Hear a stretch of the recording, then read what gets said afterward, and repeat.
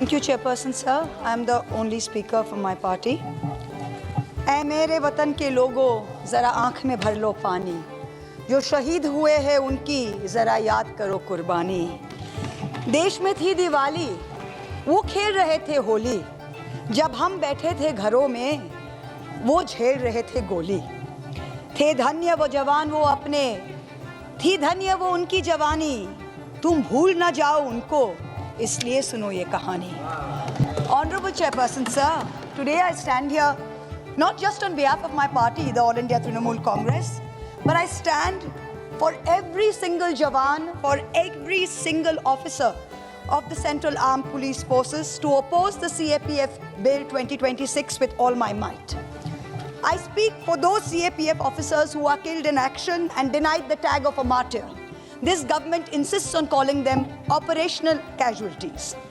I speak for those officers who are recruited through the UPSC, just like IPS, who guard 15,000 kilometers of India's borders, serve in conditions that rival active warfare from Ladakh's frozen heights to Chhattisgarh's jungle, respond as a first line of command to every terrorist operation. They have no fixed duty time, no guaranteed family postings, no compensatory leave, and they handle the full spectrum of national security threats from Jammu and Kashmir to Manipur. Disaster relief duty, they are there. After every national calamity. Election duty, they are there. There have been 128 plus officer-level deaths. Number of Jawans has been spoken by my colleague Dharmendra Yadav. 128 plus officer-level deaths across all CAPFs in combat and operational duties in the period 1990 to 2025. 217 plus permanently disabled officers whose disability pensions now you're also taxing. It is their voice which the government has consistently refused to listen to in the past 15 years. It is their voice which is resonating through all our voices in this house today. It is these officers whose this government has refused to consult, who you have refused to consider as stakeholders. You've aggressively fought them in the courts for the past 15 years. Even after losing case after case to them, you are still not willing to do the right thing. Let us understand first the history of the CAPF in India and where the problem lies, where the root of the problem is, and why the government is bringing in this bill now on the back of a Supreme Court judgment which they lost and a failed review petition which went against the MHA in February 26 and an upcoming contempt petition next week. We know most commonly of the 5 CAPFs, but actually there are 7 CAPFs. There were 7 paramilitary forces set up in India in the 150-year period between 1835 and between 1984. And they're all covered under the Ministry of Home Affairs. The oldest is the Assam Rifles, set up in 1835 as the Kachar Levy. It's responsible for the Indo-Myanmar border and for counterinsurgency. This is the only one with the 2-tiered command. So its operational command is under the Ministry of Defense, and it is headed by a Lieutenant General rank Army officer. Administrative command is by the Ministry of Home Affairs. Then this was followed by the Crown's Representative Police in 1939, later renamed as the CRPF in 1949. This is the largest force, 3.3 lakh force, and it is responsible for internal security and anti-Naxal operations, and it even contains the specialist unit Cobra. Then came the 3 forces guarding our borders. First, the Indo-Tibetan Police, ITBP, set up after the 1962 Chinese War to guard the Sino-Indian border. The Sashastra Srima Bal was set up in 1963 for the Indo-Nepal and the Indo-Bhutan border. After the Indo-Pakistan War, the BSF was set up in 1965. And today it also helps the Army and the CRPF in counter-insurgency operations. The Central Industrial Security Force, the CISF, was set up in 1969 to provide security for critical installations, to guard our nuclear sites, to guard our airports. And today it's also responsible for the duty of guarding X, Y, Z and Z plus persons who are covered in these security categories. In fact, our Home Minister has famously said that he owes his life to them. Fantastic. At last, the National Security Guards set up as a specialist commando unit in 1984. Now, the CAPF in India has about 13,000 Group A officers, leading a total strength of 9.5 lakh active personnel. This is only 25% less than the Indian Army, which is about 12.5 lakh active soldiers on the ground today. Now, these CAPF officer positions, when they come in through the UPSC, they come in as assistant commandants and they're filled through the UPSC. Going forward is the twist. The problem is they enter. Then what happens? So, assistant commandant, deputy commandant, you filled in by UPSC recruitment. Up to senior commandant, you are promoted. The minute you come to DIG level, you have a 70-30 deputation, cadre to deputation ratio, which means 70% from the cadre, 30% from IPS deputation. When you go to senior administrative grade, which is SAG, IG rank, you have 50-50. 50% will come in from the IPS.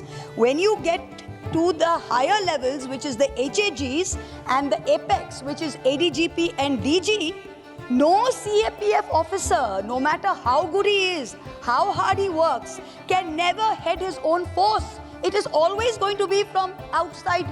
Always a DG is going to be an IPS. How is this fair? So generalist IPS officers who are parachuted into CAPF commands as DIG, IG, ADG to occupy the very posts that CAPF cadre officers have been training for 20-30 years for.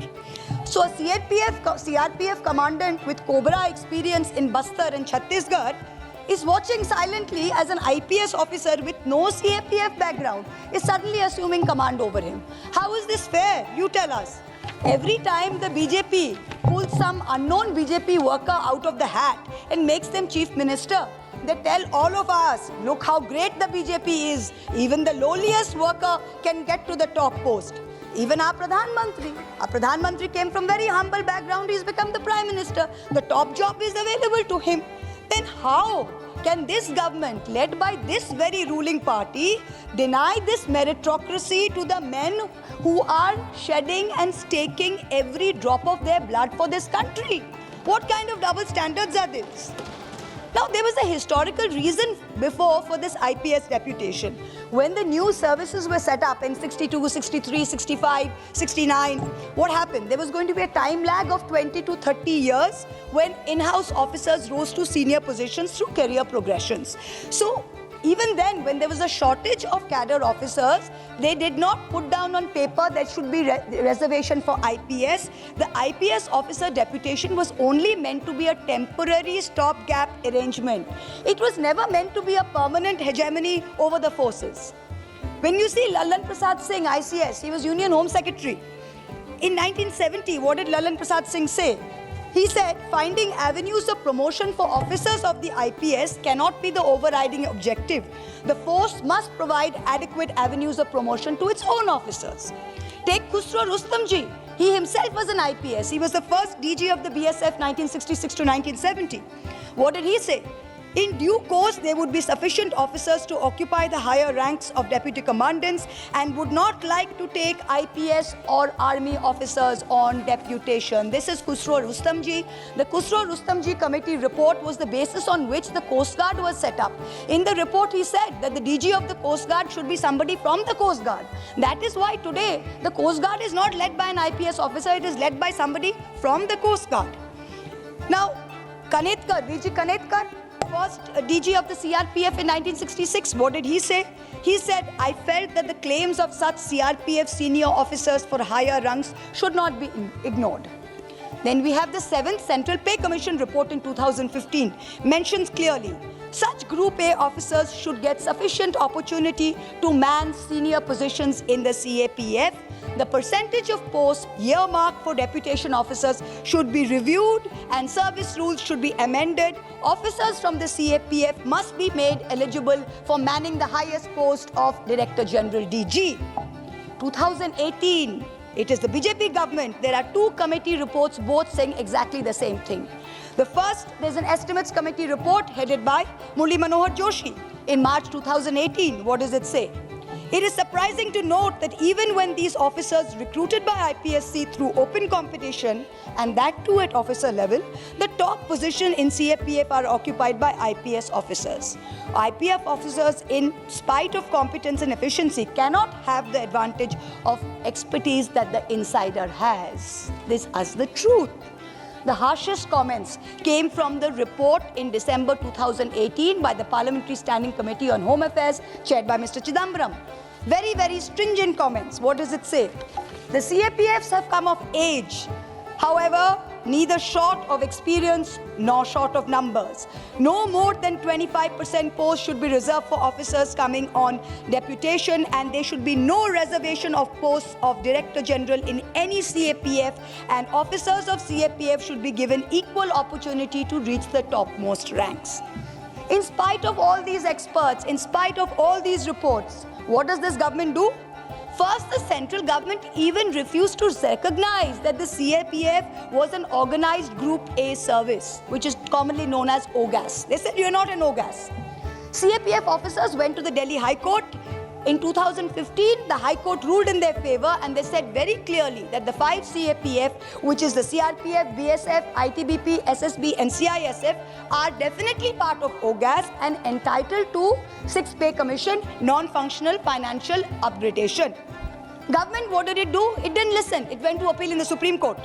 Supreme Court 2019, bench of Rohinton Nariman and M.R. Shah, February 2019, upheld the Delhi High Court judgment and said that, told the government, please grant non-functional financial upgradation and regard them as organized Group A services. The court said the government is doing U-turns. What is applicable to all Group A central services must be applicable to CAPF. You cannot deny them.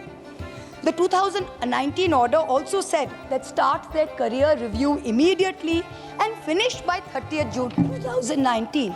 It gave a set deadline. After this, what happened?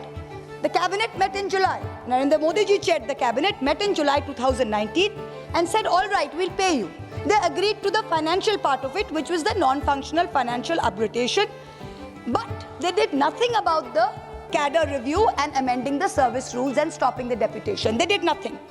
Then in 2024, another batch of petitions were filed from BSF, CISF, other CAPFs, filed saying that you have been declared OGAS for all purposes, not just financial.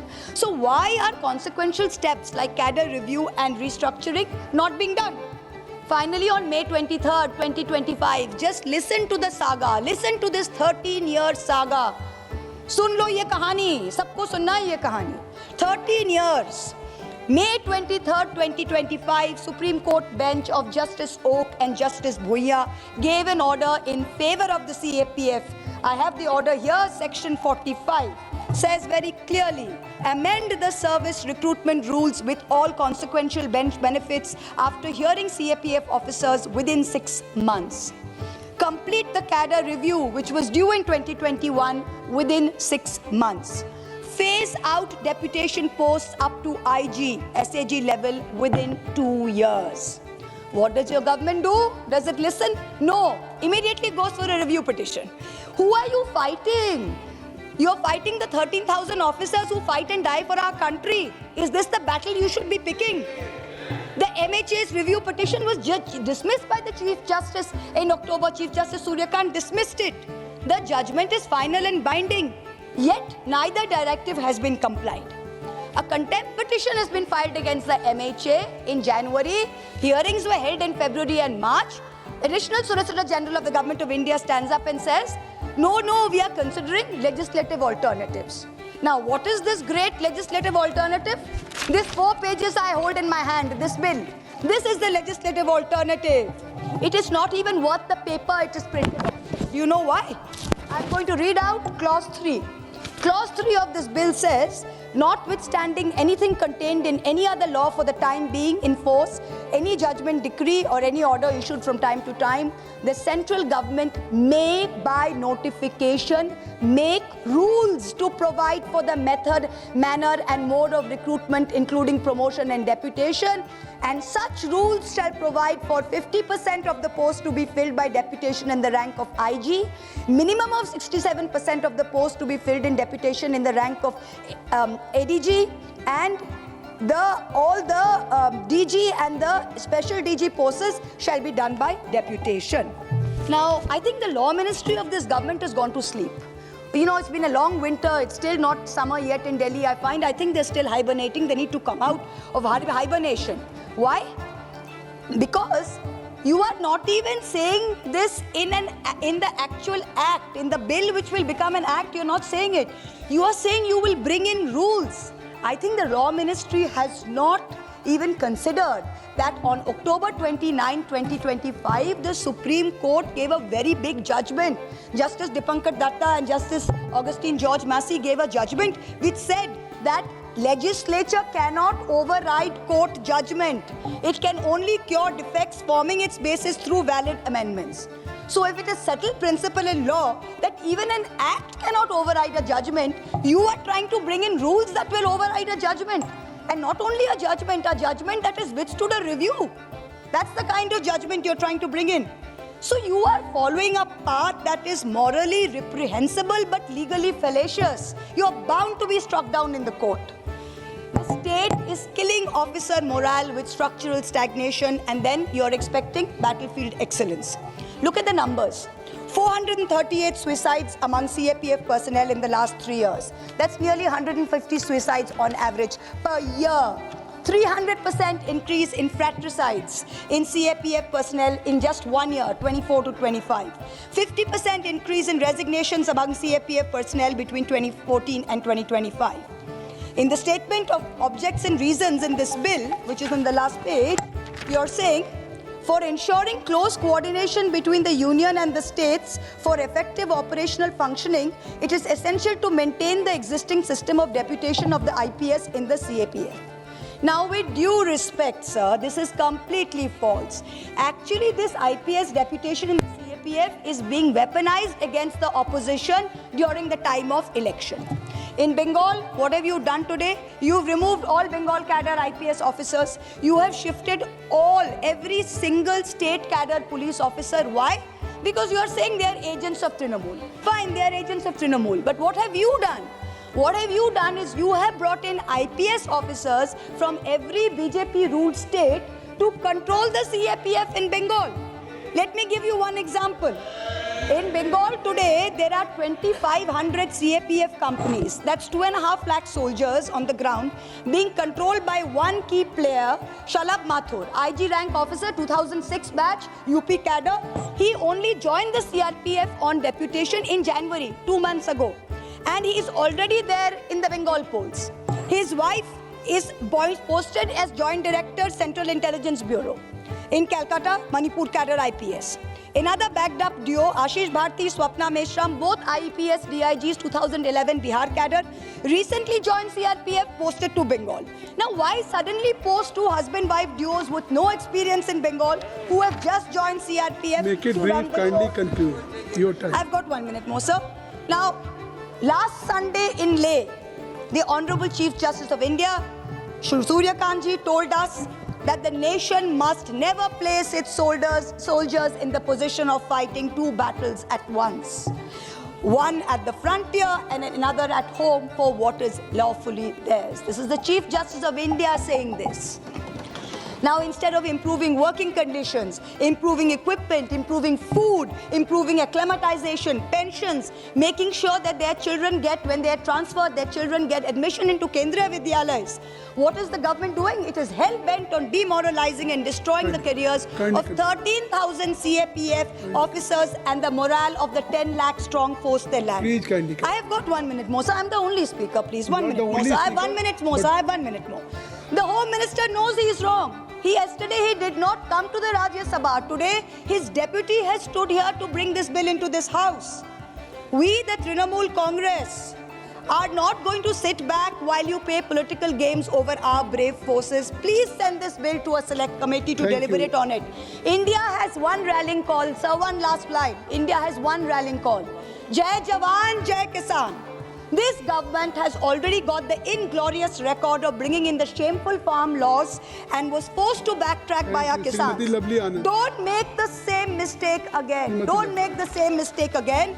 Our jawans have won every battle on the ground and in the courts, and they will defeat you again. धन्यवाद। Jai Hind की सभापति सेना। आपने मुझे केंद्रीय सशस्त्र police बल Whatever business advisory committee has given time, you समान have taken more than प्रशासन that. विधेयक